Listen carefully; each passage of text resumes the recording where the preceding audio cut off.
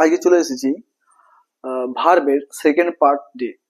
Last 3 days I cannot make any videos on account of my illness. I was too weak to do any work on account of my illness, severe cold. গত 3 দিন ধরে আমি video বানাতে পারিনি, কারণ প্রচন্ড ঠান্ডার জন্য। ঠিক আছে, প্রচন্ড আর কি সিভিয়ার কোল্ড আর কি, মানে আমি ছিলাম অসুস্থ। ঠিক আছে, তো সেই কারণে আমি ভিডিও বানাতে পারিনি। ঠিক আছে, আজকে ভার্বের এর আগের পার্টে আলোচনা করা হয়েছিল ফাইনাইট ভার্ব কি, নন ফাইনাইট ভার্ব কি, ফাইনাইট ভার্ব কাকে বলে, নন ফাইনাইট ভার্ব কাকে বলে, ফাইনাইট ভার্ব কত প্রকার হয়, নন ফাইনাইট ভার্ব কত প্রকার হয়। তো আজকে ভার্বের সেকেন্ড পার্টে ক্লাসটা এমন ভাবে সাজানো হয়েছে, তোমরা যদি প্রথম থেকে ভিডিওটা দেখো, এই ভিডিওটা খুবই মোর ইফেক্টিভ হবে। ঠিক আছে, খুবই ইফেক্টিভ হবে।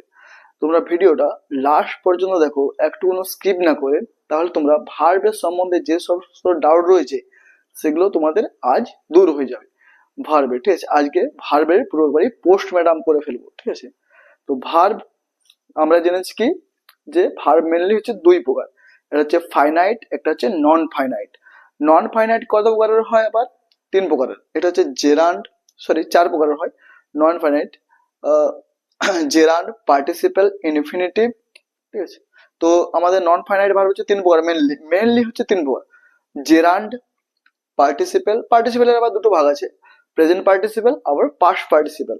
ঠিক আছে, পার্টিসিপেল গেল, জেরান্ড গেল, আর ইনফিনিটিভ 2+V1। তো এগুলো আমরা আগের পার্টে আলোচনা করেছি। ভার্ব নিয়ে মানে একটা ক্লাসে ভার্ব নিয়ে পুরো আলোচনা করা সম্ভব না। একটা ক্লাস করতে গেলে মোটামুটি 4 থেকে 5 ঘন্টার পুরো ক্লাস হয়ে যাবে। ঠিক আছে, তো আমরা নন ফাইনাইট ভার্বকে বিস্তারিত ভাবে পরে আলোচনা করব। ঠিক আছে, তো আমরা নন ফাইনাইট ভার্বকে পরে বিস্তারিত ভাবে আলোচনা করে জেনে নেব। জেরান্ড কাকে বলে, জেরান্ড কখন ব্যবহৃত হিসাবে হয়, কখন জেরান্ড ব্যবহৃত হয়, কখন ইনফিনিটিভ ব্যবহৃত হয়, আবার কখন পার্টিসিপেল ব্যবহার করা হয়। ঠিক আছে, তো আজকে আমরা এগোবো ফাইনাইট ভার্বকে নিয়ে। ফাইনাইট ভার্ব কয় প্রকার হয়? ফাইনাইট ভার্ব আবার 2 প্রকারের হয়। চলো, ফাইনাইট ভার্ব মেনলি কয় প্রকারের হয়? 2 প্রকার। ঠিক আছে, ফাইনাইট ভার্ব কয় প্রকার হয়? 2 প্রকার। একটা হচ্ছে কি মেন ভার্ব, আর হচ্ছে কি একটা অক্সিলারি ভার্ব। ঠিক আছে,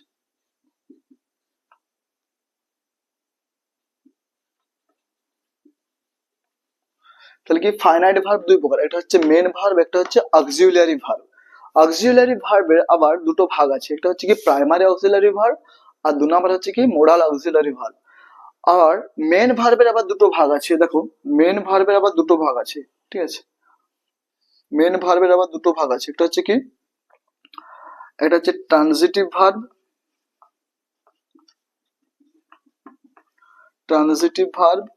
আর একটা হচ্ছে কি ইনট্রানজিটিভ ভার্ব।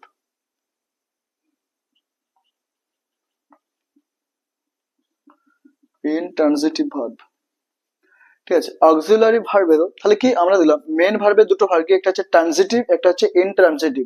ট্রানজিটিভ ভার্ব হচ্ছে সকর্মক ক্রিয়া, যেসব ভার্বের কি অবজেক্ট আছে, অর্থাৎ কি কর্ম আছে, সেটাকে বলা হচ্ছে কি ট্রানজিটিভ ভার্ব। আর যেসব ভার্বের অবজেক্ট নেই, কর্ম নেই, তাদেরকে বলা হচ্ছে ইনট্রানজিটিভ ভার্ব বা অকর্মক ক্রিয়া।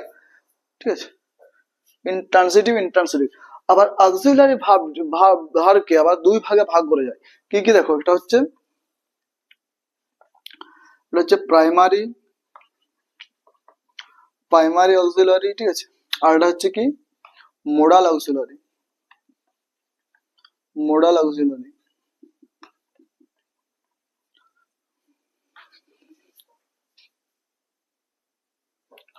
তাহলে কি দেখো, অক্সিলারি ভার্বকে আবার 2 ভাগে ভাগ করে, একটা হচ্ছে প্রাইমারি অক্সিলারি, আর একটা হচ্ছে মোডাল অক্সিলারি। তো প্রাইমারি অক্সিলারি আর মোডাল অক্সিলারি কি, এগুলো আমরা স্টেপ বাই স্টেপ এগুলোকে শিখবো।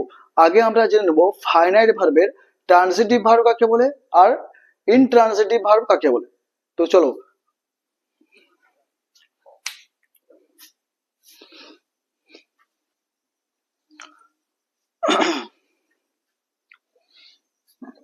তাহলে দেখো ট্রান্সিটিভ ভার্ব কাকে বলে, যে ভার্বের কি নিজস্ব অবজেক্ট আছে তাকে বলা হচ্ছে ট্রানজিটিভ ভার্ব বা সকর্মক্রিয়া।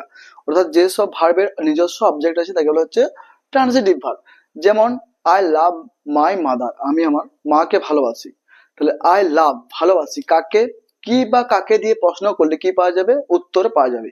ঠিক আছে, কি বা কাকে দিয়ে প্রশ্ন করলে উত্তর পাওয়া গেলে সেটা হচ্ছে কি কি ট্রানজিটিভ ভার্ব। তাহলে আই লাভ ভালোবাসি কাকে, মাই মাদার আমার মাকে। তো মাই মাদার যে কথাটা, ঠিক আছে, মাদার মাকে, তো এটা হচ্ছে কি একটা ট্রান্সিটিভ ভার্ব। ঠিক আছে, এই ভার্বটার একটা অবজেক্ট রয়েছে। আর ইনট্রান্সিটিভ ভার্ব কি, ইনট্রান্সিটিভ হচ্ছে অকর্মক্রিয়া, যেসব ভার্বের কোনো নিজস্ব অবজেক্ট নেই, মানে ভার্বের পরে কোনো অবজেক্ট নেই। ঠিক আছে, সেটা বলা হচ্ছে কি অবজেক্ট বা কর্ম নেই। যেমন রাম বনে ফুল পাড়ে, তাহলে রাম বনে কি করে, কি পারে, কি পারে, ফুল। তাহলে ফুলটা হচ্ছে কি একটা ট্রানজিটিভ ভার্ব।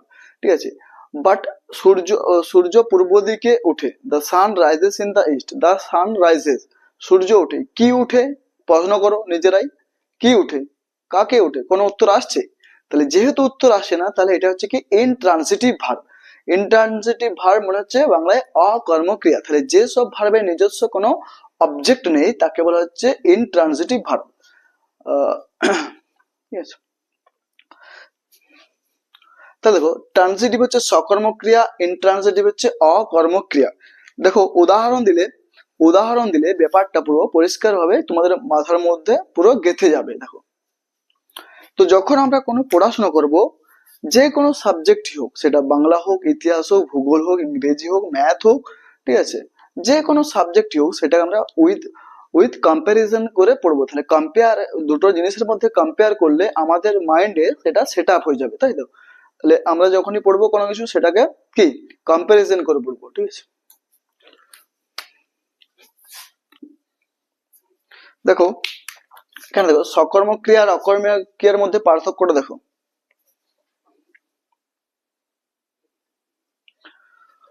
সকর্মক্রিয়া আর অকর্মক্রিয়ার মধ্যে পার্থক্যটা দেখো।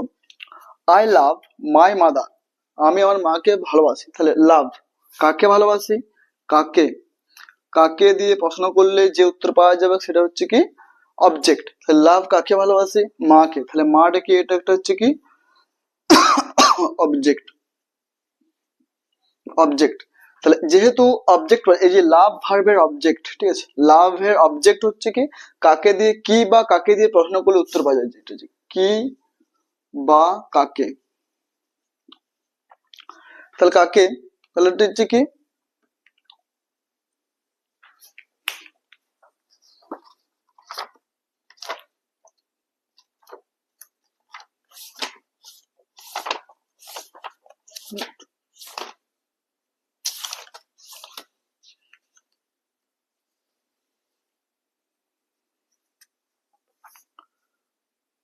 Indirect object.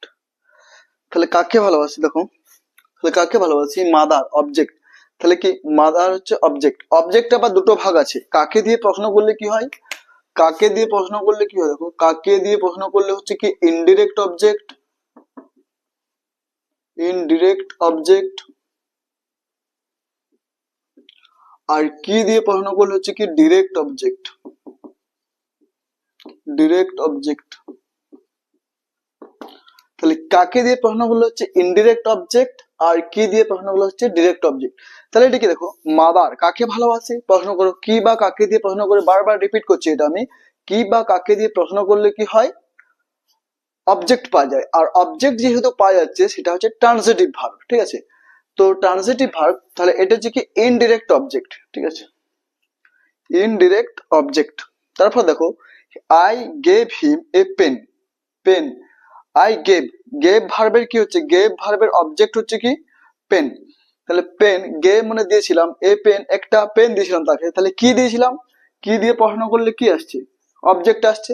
তাহলে যেহেতু অবজেক্ট আসছে সেহেতু এটা কি, এটা হচ্ছে ডিরেক্ট অবজেক্ট। ঠিক আছে, এই দেখো কি দিয়ে প্রশ্ন করলে কি হচ্ছে ডিরেক্ট অবজেক্ট, তাহলে এটা হচ্ছে অবজেক্ট, এটা অ্যাকচুয়ালি এটা ট্রান্সিটিভ ভার্ব। তারপর দেখো আর একটা অবজেক্ট হবে হিম, কাকে দিয়েছিলাম, আই গেভ হিম, তাকে দিয়েছিলাম, তাকে মানে কাকে। তাহলে এটা হচ্ছে কি একটা অবজেক্ট। ঠিক আছে, অবজেক্ট, এটা হচ্ছে অবজেক্ট আর এটা হচ্ছে অবজেক্ট। ঠিক আছে, তাহলে হিম, তাহলে এটা কি দিয়ে প্রশ্ন করলে ডিরেক্ট অবজেক্ট, আর কাকে দিয়ে প্রশ্ন করলে ইনডিরেক্ট অবজেক্ট। তাহলে এটা হচ্ছে কি ডিরেক্ট অবজেক্ট কি দিয়ে প্রশ্ন করা হচ্ছে, আর এটা হচ্ছে ইনডিরেক্ট অবজেক্ট। আশা করি ক্লিয়ার আছে। The cow gives milk, the cow gives কি দেয়, গরু কি দেয়, দেখো দ্য কাউ গিভস কি দেয়, কি দিয়ে প্রশ্ন করো, নিজেকে প্রশ্ন করো কি দিয়ে।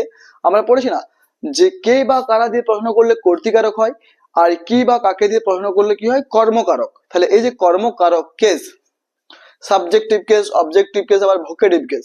তাহলে কি দিয়ে কি দেয়, মিল্ক। তাহলে মিল্ক হচ্ছে কি একটা কি অবজেক্ট, কি অবজেক্ট, কি দিয়ে প্রশ্ন করলে কি হয়েছে, ডিরেক্ট অবজেক্ট। তাহলে এটা হচ্ছে কি ডিরেক্ট অবজেক্ট, ঠিক আছে। আই লাভ হার, আমি তাকে ভালোবাসি, আই লাভ হার, কাকে ভালোবাসি, লাভ কাকে ভালোবাসি, ঠিক আছে, তাকে, হার। তাহলে হারটা কি, এটা একটা হচ্ছে কি ডিরেক্ট অবজেক্ট, সরি এটা হচ্ছে ইনডিরেক্ট অবজেক্ট, সরি কাকে দিয়ে প্রশ্ন করলে কি হয়, একটা ইনডিরেক্ট অবজেক্ট। আশা করি ক্লিয়ার আছে, ঠিক আছে। তাহলে যে ভার্বের অবজেক্ট আছে সেটাকে বলা হচ্ছে কি ট্রান্সিটিভ ভার্ব বা সকর্মক ক্রিয়া। আবার দেখো অকর্মক ক্রিয়াটা একটু দেখে নাও। অঙ্কিতা গোজ টু স্কুল, গোজ যায়, কি যায়, কাকে যায়, ঠিক আছে। দেখো কোনো উত্তর আসছে, গোজ টু স্কুল, এটা টু, তো এটা তো টু, এটা হচ্ছে কি প্রেপোজিশনের পরে এটা অবজেক্ট। আর ভার্বের এখানে যেহেতু অবজেক্ট নেই সেহেতু এটা অকর্মক ক্রিয়া। ভার্বের যেমন যেমন ভার্বের কোনো অবজেক্ট নেই তার জন্য এটা অকর্মক ক্রিয়া, ঠিক আছে। The sun rises in the east, এটা দেখো অন ইনটা কি, এটা হচ্ছে প্রেপোজিশন, ঠিক আছে। তো ইন এর পরে যেটা আছে এটাও কিন্তু প্রেপোজিশনের অবজেক্ট,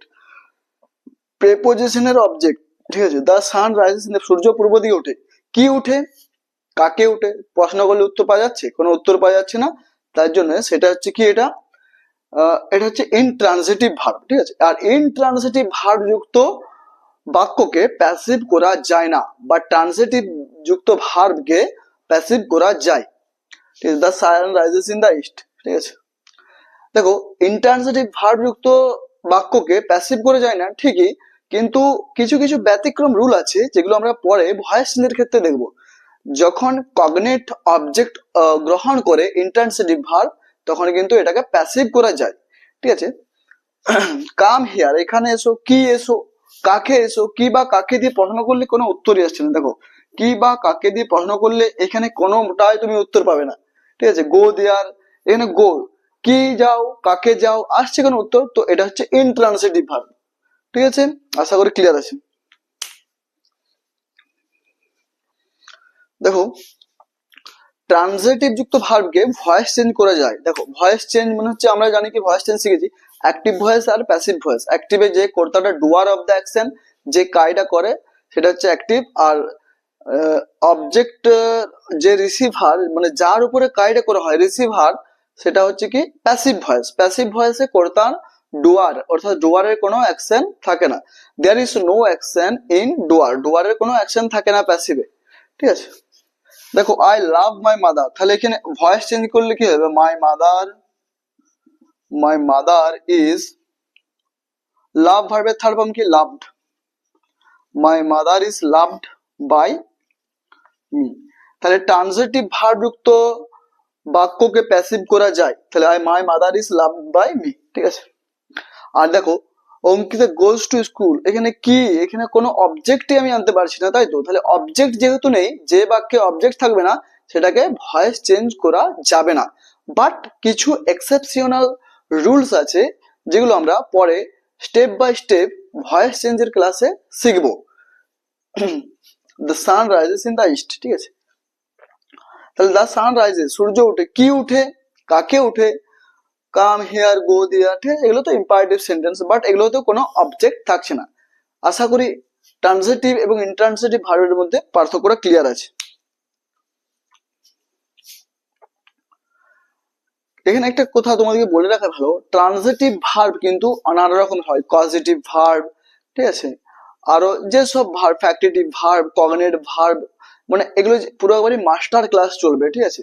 পরবর্তীতে এর থার্ড পার্টে এগুলো নিয়ে বিস্তারিত ভাবে আলোচনা করা হবে। আগে নন ফাইনাইট কে আলোচনা করা হবে, জেরান্ড, পার্টিসিপাল আর ইনফিনিটিভ, এই তিনটেকে নিয়ে পুরোপুরি পোস্ট ম্যাডাম চলবে একেবারে, ঠিক আছে। পোস্ট ম্যাডাম করা হয়ে যাবে। তারপরে আমরা যেসব positive verb, factitive verb, cognate verb, ঠিক আছে, যেসব আর কি ভার্ব রয়েছে পুরোপুরি মাস্টার ক্লাস হবে, ঠিক আছে। তো আজকে ট্রান্সিটিভ আর ইন্ট্রান্সিটিভ ভার্ব সম্পর্কে বিস্তারিত ভাবে ক্লাসটা আলোচনা করা হলো, ঠিক আছে।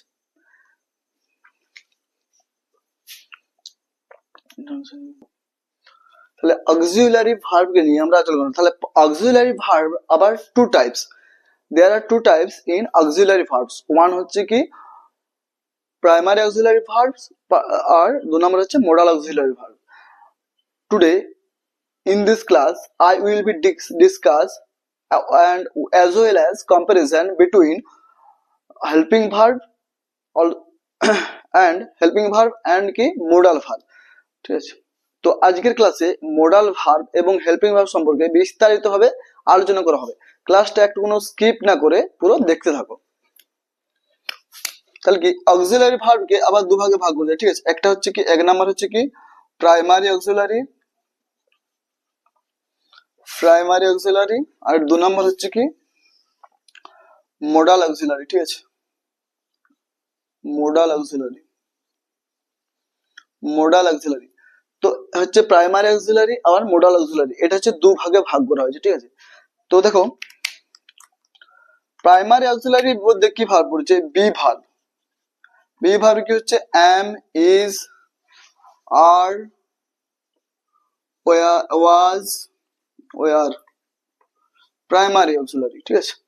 তারপর দেখো বি ভার্ব, তারপরে have verb, have, has, had, ঠিক আছে।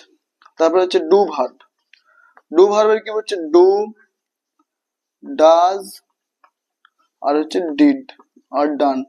ভার্বের থার্ড ফর্ম পড়ছে do, did, done, did, done. মোডালে কি হচ্ছে দেখো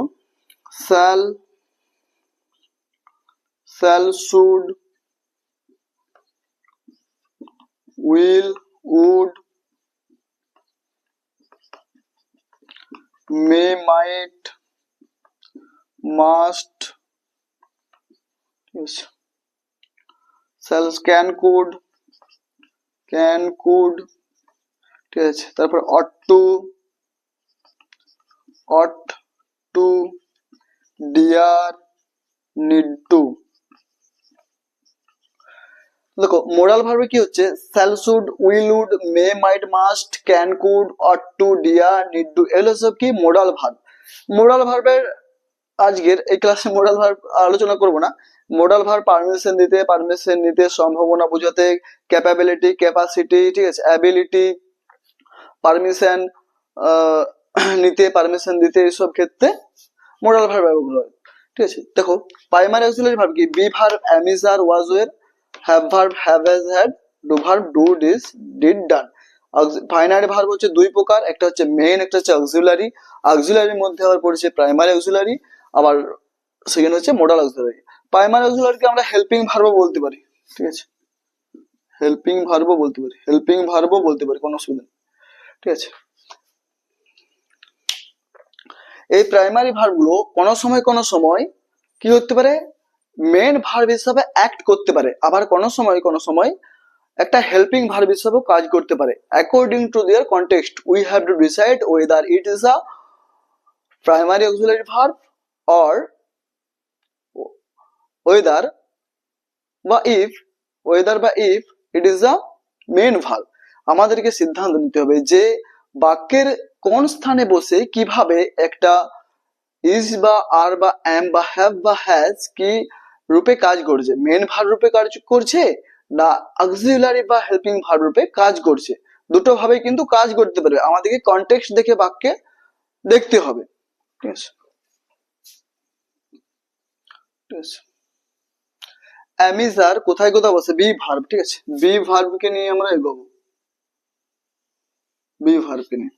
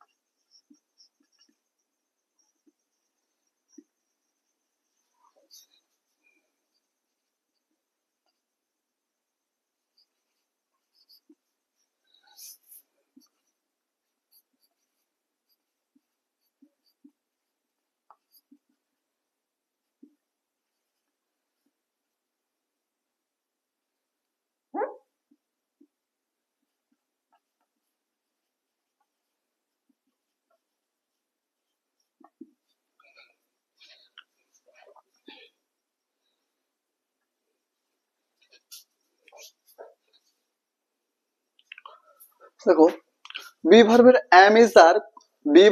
এম ইজ আর কোথায় কোথায় বসে, ঠিক আছে।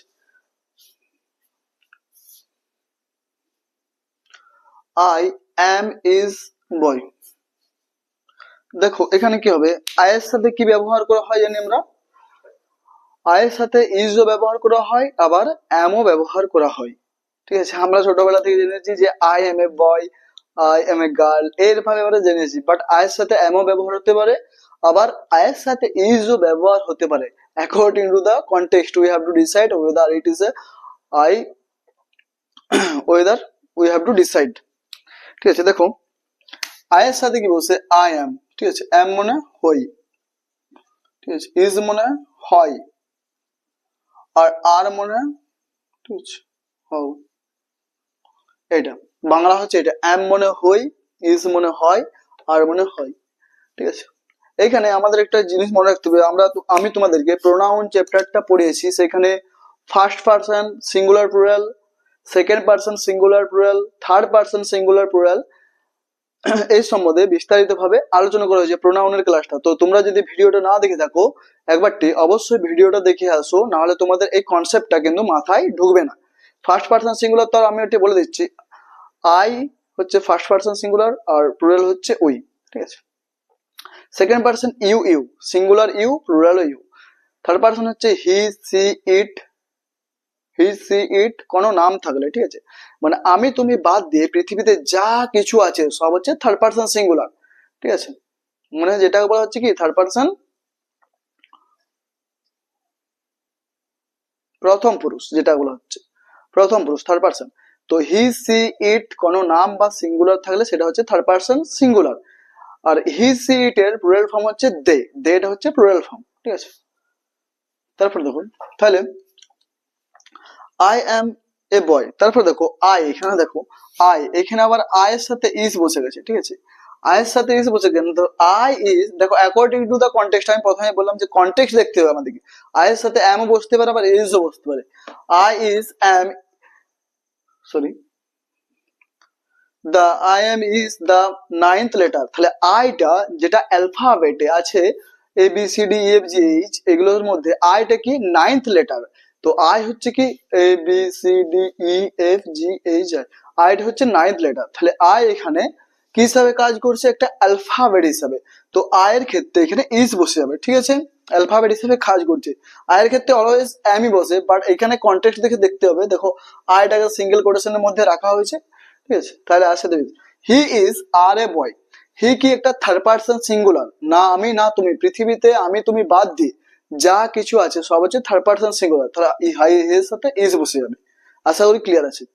সি কি থার্ড পারসন সিঙ্গুলার, ইজ বসে যাবে, ঠিক আছে। সি এর সাথে ইজ বসে যাবে। রাম কি থার্ড পারসন সিঙ্গুলার, না আমি না তুমি, তাহলে হচ্ছে সিঙ্গুলার।